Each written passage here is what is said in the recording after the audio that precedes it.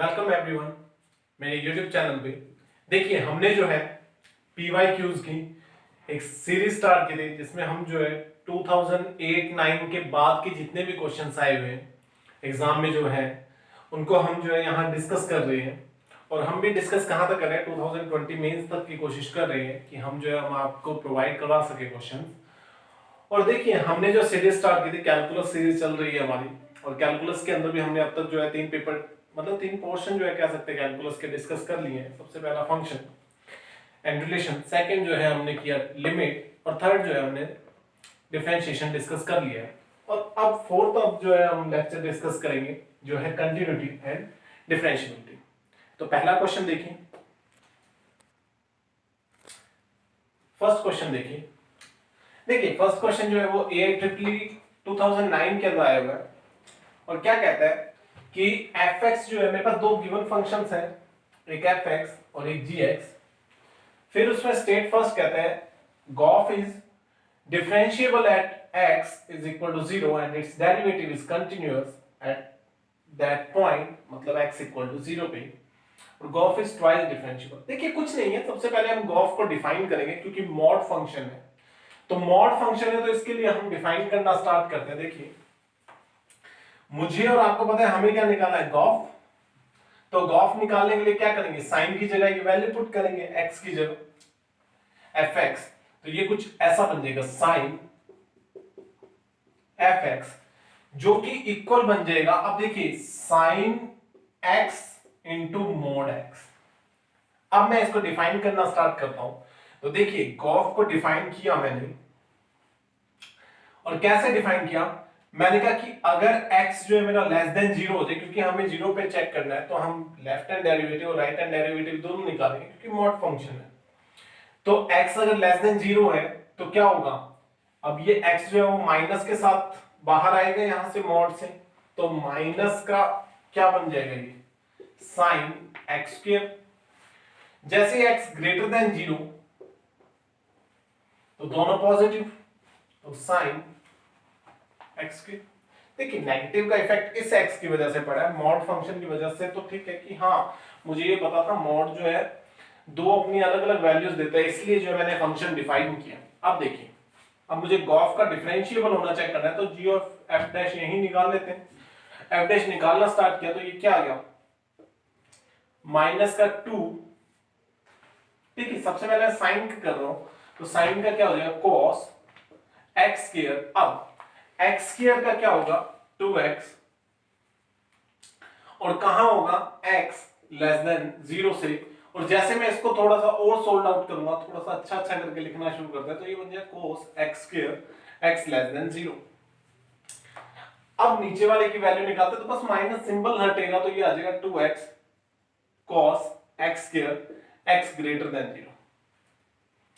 ठीक है, अब देखिए हमें जो है चेक करना है x इज इक्वल टू 0 पे डिफरेंशिएबल है या नहीं है। तो डिफरेंशिएबल चेक करने के लिए क्या करना है, आप सीधा डायरेक्ट करके देखिए लेफ्ट हैंड डेरिवेटिव और right hand derivative. Left hand आपके पास पड़ा है, राइट हैंड पड़ा है, तो करना शुरू करते हैं। लेफ्ट हैंड डेरिवेटिव करेंगे और इसमें भी क्या करेंगे, लिमिट x टेंड्स टू 0। जैसे मैं 0 की तरफ टेंड्स कराऊंगा तो क्या होगा, ये 1 और ये 0, तो कोई इंडिटरमिनेट फॉर्म आ नहीं रही, तो इसको स्टेप बढ़ा के लिख देते हैं 2x cos x स्क्वायर, और जैसे मैंने इसको किया तो 0। अब नेक्स्ट देखते हैं, राइट हैंड डेरिवेटिव निकाल रहे हैं, तो राइट हैंड डेरिवेटिव निकालेंगे तो अब हमें क्या मिलेगा, limit x tends to again 0, और जैसे मैं 0 रखूंगा तो फिर से 2x cos x स्क्वायर और अगेन ये 0। तो यहां से क्या गया, left hand derivative equal to right hand derivative. तो इसका मतलब क्या हुआ, पहला तो मेरा करेक्ट जो है यहां तक सही है, g o f is differentiable at x is equal to 0। अब नेक्स्ट देखते हैं आगे की क्या कंटीन्यूअस है।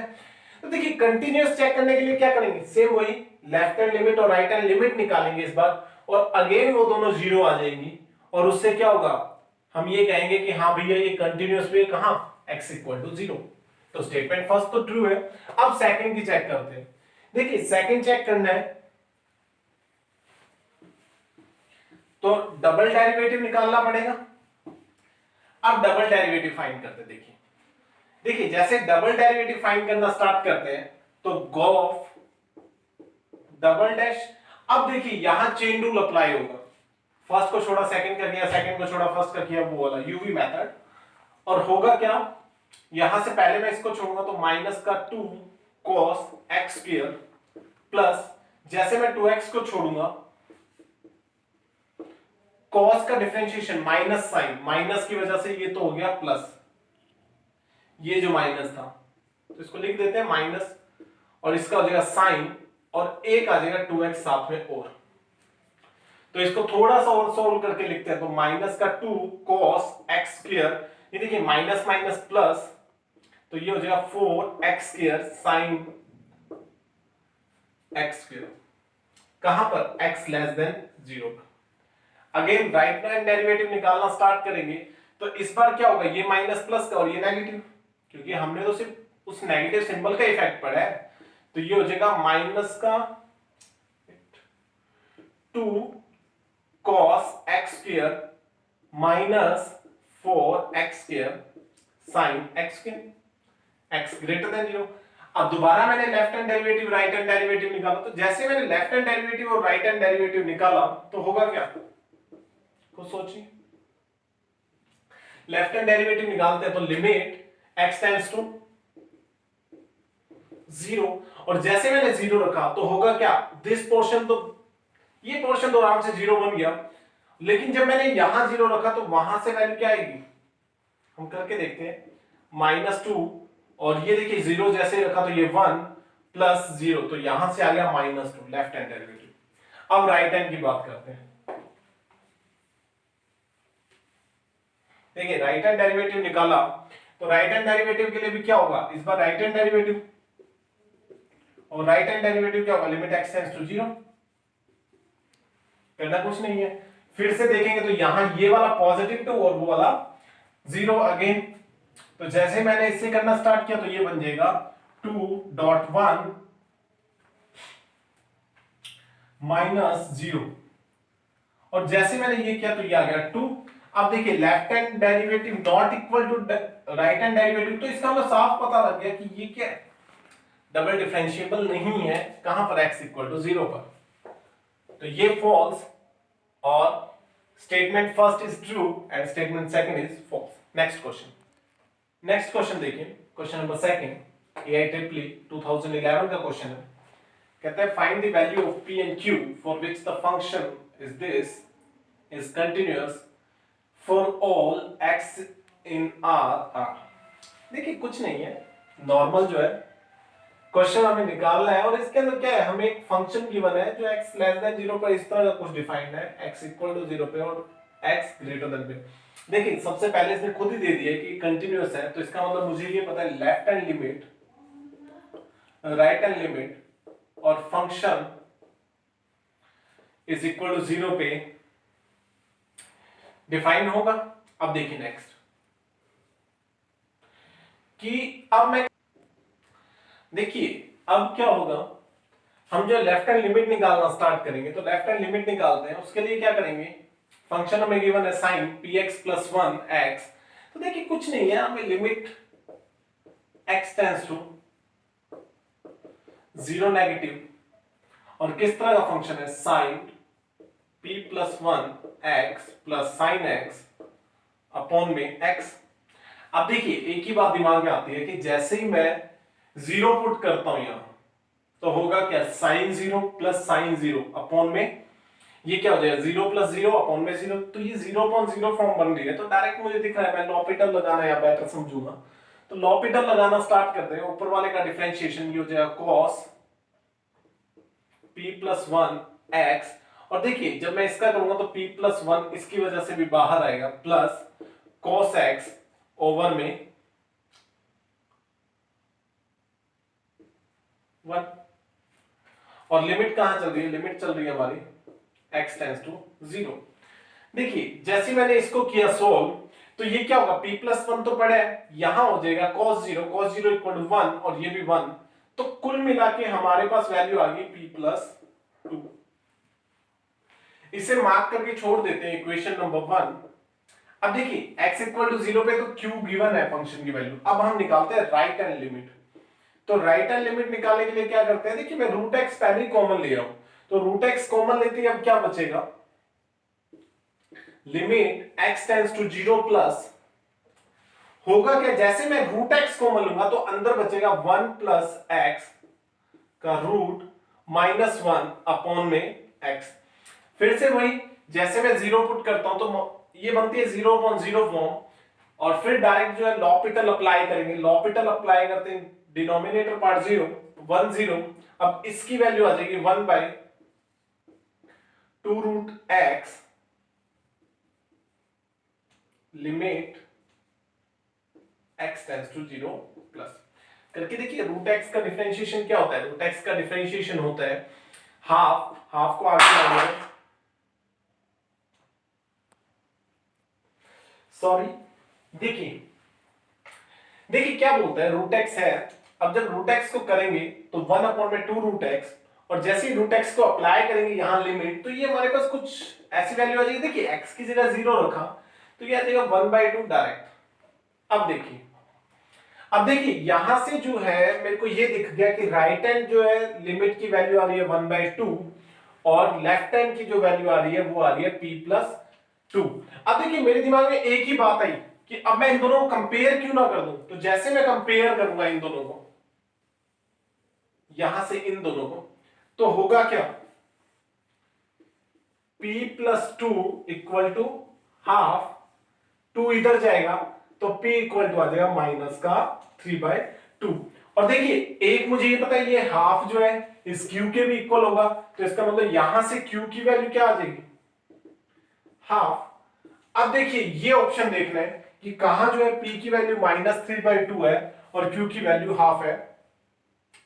Option number 4 is correct answer. Next question, third question देखते हैं, AIEEE 2012 का क्वेश्चन है। देखिए क्या कहता है, f is defined from R to R is a function defined by this, okay, where x is greatest integer function then f is continuous for everywhere। देखिए देखिए ध्यान से देखो तो यहां एक ग्रेटेस्ट इंटीजर फंक्शन है, तो पॉसिबली जो है एक ही बात दिमाग में आती है जब भी हम ग्रेटेस्ट इंटीजर को देखते थे कि ये किसी एक नेचुरल नंबर या एक कहते हैं एक इंटीजर पे जो है, नेचुरल तो नहीं कह सकते, एक इंटीजर पे जो है जाके ये जो ग्रेटेस्ट इंटीजर है वो क्या करेगा, डिसकंटिन्यूअस हो जाएगा। तो एक ही बात दिमाग में है। तो अब मैं अपनी तरफ से लेट करता हूं, मैं कहता हूं कि ना x टेंड्स टू कोई एक नंबर है n, और वहां जो है ये डिसकंटिन्यूअस हो रहा है, मुझे पता नहीं है या नहीं है, मैं जस्ट चेक कर रहा हूं कि एक मैंने नंबर लिया अपनी तरफ से जो इंटीजर से बिलोंग करता है, और इंटीजर से कैसे बिलोंग करता है कि वहां जो है, क्योंकि देखो जो ग्रेटेस्ट इंटीजर है वो सिर्फ इंटीजर्स पे ही ना जाके अपनी वैल्यूज को वेरी करता है, कि जब आप लेफ्ट हैंड लिमिट लोगे तो एक कम हो जाएगा, राइट हैंड लिमिट लोगे तो वही रहेगा सेम इंटीजर, ऐसा। तो देखिए मैंने जो है सबसे पहले दिमाग में एक बात ली, मैंने कहा लेफ्ट हैंड लिमिट निकालते हैं इसकी, क्या है, limit x tends to n negative,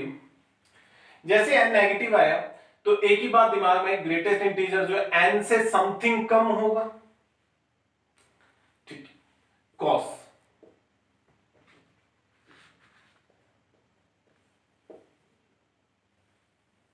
अभी तो x रहने दीजिए क्योंकि लिमिट जो है हम नेक्स्ट स्टेप के अंदर अप्लाई करेंगे। देखिए अब मैंने n जो है लिमिट अप्लाई कर दी, जैसे ही मैंने लिमिट अप्लाई की तो यहां तो n नेगेटिव आ गया, यहां जो है कोई इफेक्ट कोई खास पड़ा नहीं, तो इसलिए आ गया 2n-1/2 इंटू पाई। अब ध्यान से देखिए n एक नेचुरल नंबर है, 2 से मल्टीप्लाई हुआ तो इवन, -1 ऑड, डिवाइड बाय 2, तो अगर आप 1 भी रख के चलो तो π/2 आता है, तो मतलब इस वैल्यू का तो सिंपल सी बात है, एक ही बात दिमाग में कि cos तो 0 होगा। अब बात करते हैं इसकी, ये क्या बनेगा मेरा n-1 मल्टीप्लाई बाय 0, तो क्या आंसर है 0। अब राइट हैंड लिमिट की बात करें, देखिए राइट हैंड लिमिट की बात करेंगे तो limit x tends to n plus, और वही greatest integer x cos 2x -1/2 अब देखिए जैसे मैं लिमिट अप्लाई करूंगा तो n से थोड़ा सा ज्यादा, बिल्कुल थोड़ा सा, जैसे n से थोड़ा सा ज्यादा हुआ तो क्या करेगा, ग्रेटेस्ट इंटीजर है भैया, वो तो n पे पटक देगा इसे लाके। तो जैसे n पे पटका तो यहां तो n आ गया, अब वो n मैंने यहां अप्लाई किया, देखो n प्लस, तो फिर से क्या होगा, एक ऑड मल्टीपल ऑफ पाई, समझ रहे, जिसमें 2 से डिवाइड नहीं लगा,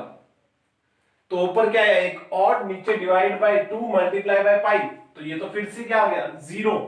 तो क्या आया, यहां से भी ओवरऑल रिजल्ट आ गया 0। तो हुआ क्या, लेफ्ट हैंड लिमिट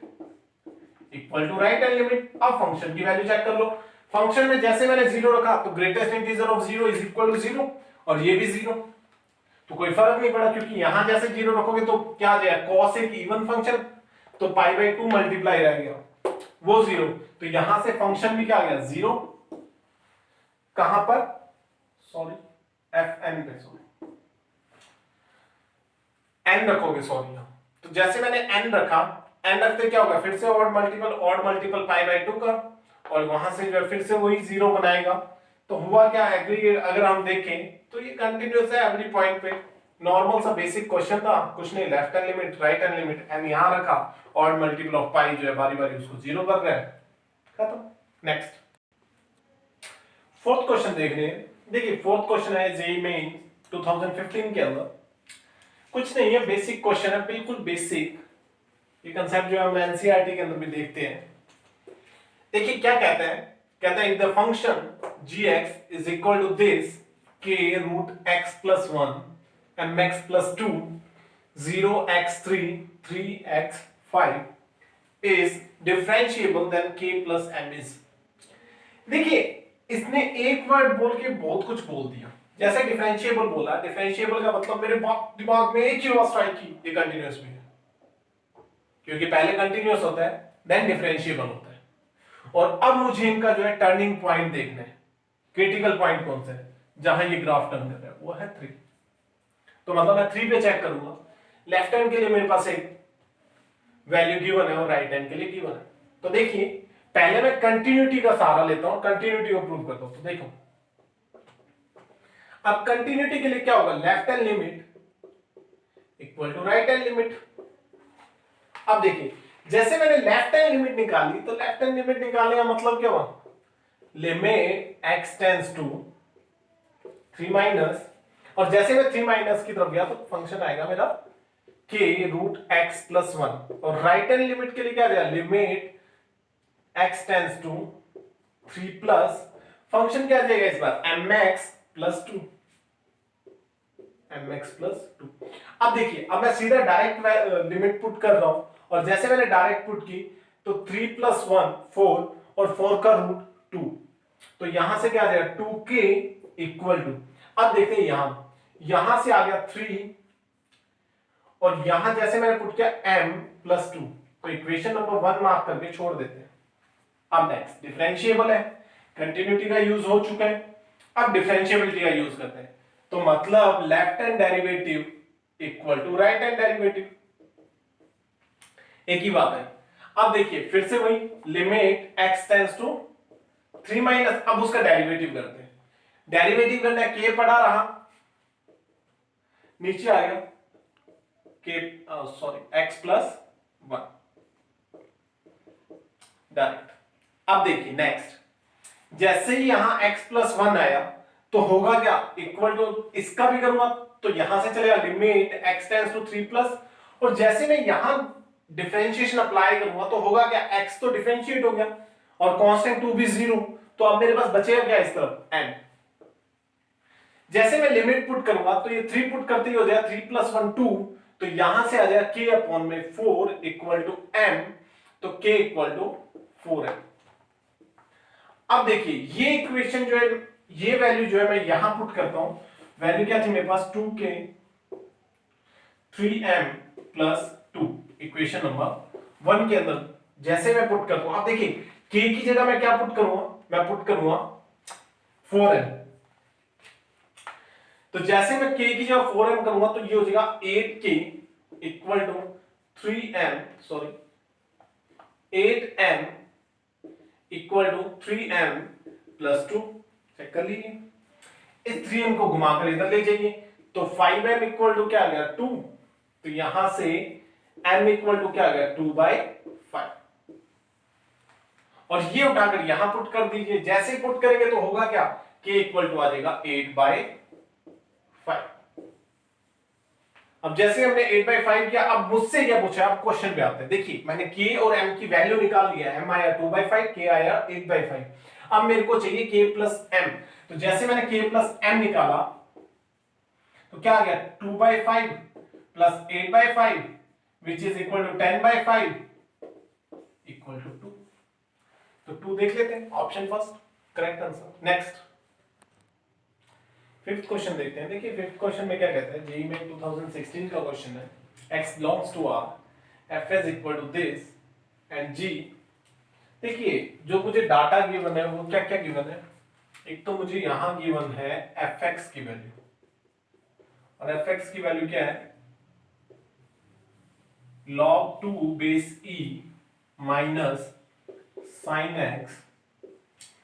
और एक मुझे gx की वैल्यू गिवन है, gx कैसा है f of fx। ठीक है,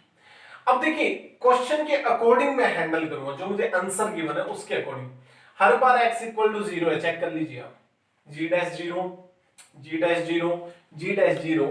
और x इक्वल टू 0। तो मतलब हमारे पास पॉइंट क्या है, पॉइंट हमारे पास जो है बिल्कुल क्लियर है, x इक्वल टू 0 पे चेक करना है, ये डिफरेंशिएबल है, और डिफरेंशिएबल है तो वैल्यू क्या है। तो देखिए अब मुझे एक बात पता है, सबसे पहले तो मुझे gx को निकालना पड़ेगा, तो gx निकालना स्टार्ट करते हैं। gx इक्वल टू हो जाएगा, देखिए f ऑफ fx, तो ये हो जाएगा mod log 2 base e minus sine, अब x की जगह दोबारा fx पुट करना है, तो mod e base 2 sine x। ठीक है, अब देखिए, अब मेरे दिमाग में एक ही बात आई कि x इक्वल टू 0 है, तो मुझे पता है x इक्वल टू 0 मतलब x के आजू बाजू वाले पॉइंट लेने होंगे, लेफ्ट हैंड के लिए राइट हैंड के लिए। तो मुझे ये पता है ये जो मेरा फंक्शन बनेगा ये पॉजिटिव बनेगा। देखिए कैसे, अगर मैं 0 पुट करता हूं तो साइन 0 log 2 log 2, अब देखिए साइन अगेन 0 के बहुत करीब, क्योंकि log 1 इक्वल टू क्या होता है 0, ये समझिए 0.000 समथिंग, कुछ 10 पे जाके आपको 1 मिलता है, जहां यहां तो e पे मिलेगा, तो इसका मतलब थोड़ा सा कम वैल्यू होगी, और ये 1, ये जो वैल्यू उससे ज्यादा है, मतलब अगर ये टोटल 0 हो जाती है 0 पे, राउंड मान के चलिए, तो ये कुछ ऐसा हो जाएगा कि वैल्यू 0 प्लस है, उसमें से समथिंग आपने अप्रोक्स जो है 0 के इक्वल कुछ वैल्यू माइनस की, तो पॉजिटिव वैल्यू ही हमारे पास अकर होगी। तो अब मैं इसे देखना शुरू करता हूं। अब मैंने क्या किया, इसका डिफरेंशिएशन, इसको डायरेक्ट लिख लिया, gx इक्वल टू क्या हो जाएगा log e base 2 minus sine bracket log e base 2 minus sine x। अब देखिए नेक्स्ट, देखिए अब मैं नेक्स्ट देखना शुरू करता हूं। तो जैसे मैंने इसका डिफरेंशिएशन किया तो g डैश x निकलेगा, देखिए ये कांस्टेंट, ये 0, साइन का किया तो साइन का cos log e base 2 minus sine x। अब अगेन sin x का होगा तो sin x का क्या आ जाएगा cos x, लेकिन किसके साथ, माइनस के साथ, ये तो 0 हो गया। अब ये माइनस इसको कैंसिल कर देगा, तो ये कुल मिला के मेरा आंसर जो कुछ इस तरह का है, cos x multiply by cos log e base 2 minus sin x। अब मैं z0 पुट करता हूं, जैसे मैंने यहां x की जगह 0 पुट किया तो होगा क्या, this portion become log 2 base e, और ये क्या हो जाएगा cos 0 की वैल्यू क्या होती है 1, तो आप दिमाग लगाइए 1 dot cos log 2 base e। और देखिए अब मुझे ये पता लगे g डैश 0 की वैल्यू ये आ गई। अब g डैश 0 की वैल्यू चेक करते हैं, g डैश 0 की वैल्यू फर्स्ट ऑप्शन में आ रही है, तो first option is correct answer. Question number 6 देखिए, जेईई मेन 2018 का क्वेश्चन है। देखिए क्या कहता है, लेट S कोई एक ऐसा सेट है जहां पर t बिलोंग करता है R से, और fx is equal to this is not differentiable at t, then the set S is equal to, देखिए इसने ये पूछा, कहता है कि नॉट डिफरेंशिएबल, तो देखिए नॉट डिफरेंशिएबल का मतलब क्या है, जब मैं इसे करना शुरू करूंगा तो होगा क्या कि देखिए जैसे मैं चेक करता हूं, अब मैं इसके क्रिटिकल पॉइंट निकालने स्टार्ट करूंगा एफ की। अगर हम बात करें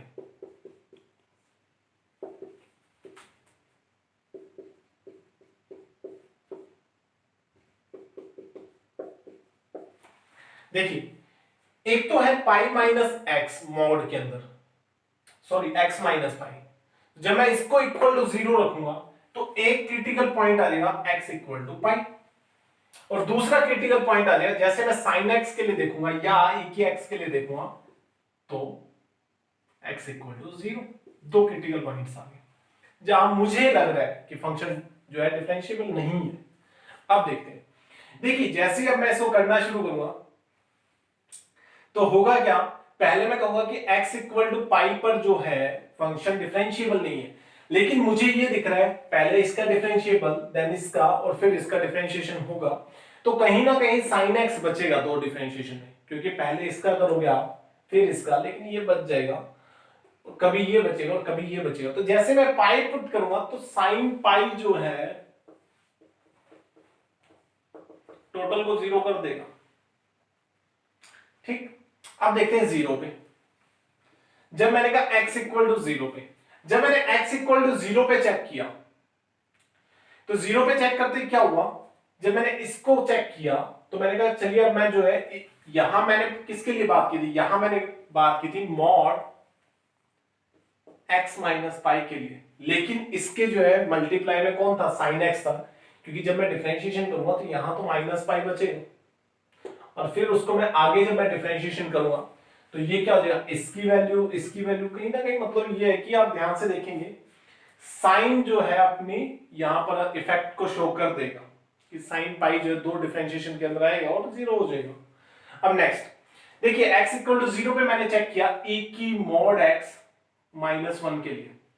इसका डिफरेंशिएशन किया तो e की मॉड x रहेगा, ये 0 हो जाएगा, लेकिन फिर भी यहां भी ये आ जाएगा साइन x दो डिफरेंशिएशन पे, जब दो के अंदर ये आएगा तो यहां से भी क्या आ जाएगा, साइन पाई अपना इफेक्ट शो करेगा और क्या बन जाएगा 0। अब मैं साइन के लिए चेक करूंगा, साइन पाई के लिए जैसे मैंने चेक किया साइन मॉड x के लिए, कहां पर x इक्वल टू 0 पर, तब वहां क्या होगा, e की मॉड x माइनस 1 अपना इफेक्ट करना शुरू करेगा, तो जैसे मैं 0 रखूंगा ये क्या हो जाएगा 1 माइनस 1 क्या आ जाएगा 0। तो इसका मतलब हुआ क्या, ये फंक्शन जो है हर जगह डिफरेंशिएबल है, इन दोनों क्रिटिकल पॉइंट्स पे भी, ठीक है, अपनी एक अलग वैल्यू दे रहा है, सेम वैल्यू दे रहा है। तो हुआ क्या कि जब आपने इसे करना शुरू किया तो मैंने क्या कहा, मैंने इसकी क्रिटिकल पॉइंट्स निकाले, क्रिटिकल पॉइंट्स निकालने के बाद मैंने चेक किया कि ये कहां जो है डिफरेंशिएबल है और कहां नहीं है। तो होगा क्या, इससे जो है, वेट एक सेकंड इसका चेक कर लेता हूं,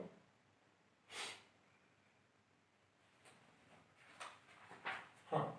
तो होगा क्या, x equal to 0, x equal to 0 पे जैसे मैं चेक करूंगा तो sin पाई की वजह से 0 और यहां भी है 0, तो मतलब ये आ गया टोटल जो फंक्शन है वो डिफरेंशिएबल है, मुझे दिख रहा है इन क्रिटिकल पॉइंट्स पे भी, क्योंकि आप जब लेफ्ट हैंड इसका चेक करोगे तो इसका लेफ्ट हैंड चेक करोगे तो पाई जो है अपना इफेक्ट शो करेगा, 0 बनेगा साइन के अंदर, जब 0 पे करोगे right hand left hand neighbour hand में तो वो भी 0 बनेगा, यहां भी सेम वही प्रोसेस। तो इसका मतलब ऐसा कोई, मतलब टी क्या आया मेरे पास, ऐसा कोई पॉइंट ही नहीं है 0 और पाई में से